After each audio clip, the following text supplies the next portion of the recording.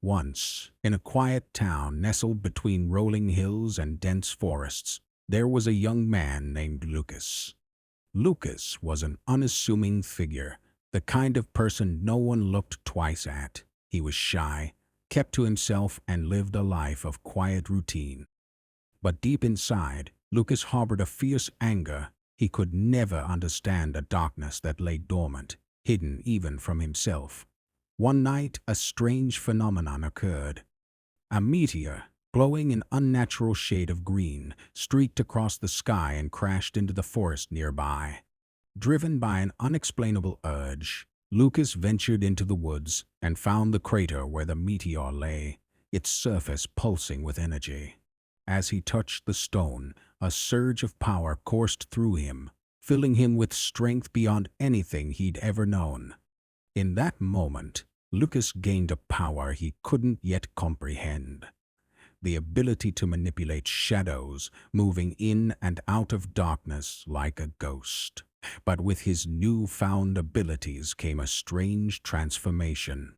The anger he'd always hidden began to surface, twisted by his power. At first, Lucas tried to use his abilities for good, hoping to protect his town.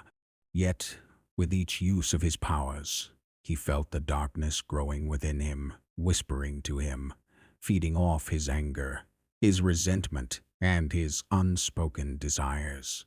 The line between good and evil blurred, and soon he found himself overwhelmed. One by one, strange disappearances began to plague the town. Those who had crossed paths with Lucas in small ways, an unkind word, a mocking look, a slight insult, vanished without a trace. The people were terrified, but there was no evidence, no clues. Just the darkness in Lucas's heart and the eerie power that allowed him to walk in and out of shadows. As the disappearances mounted, people began to suspect a darker force in their midst, a shadowy figure seen only in fleeting glimpses. Lucas, the once shy and quiet boy, had become a ghost in his own town, a phantom no one dared to name. Over time, the townsfolk whispered of a shadow killer, someone who moved unseen, taking his victims in silence. And then, as suddenly as it began, the killings stopped. Lucas vanished without a trace, leaving no clue of his whereabouts. Some say he was consumed by his own darkness, drawn back into the shadows. Others claim he found peace and chose to abandon his powers, fading from the world. But there are those who believe he's still out there, hiding in the shadows, watching and waiting.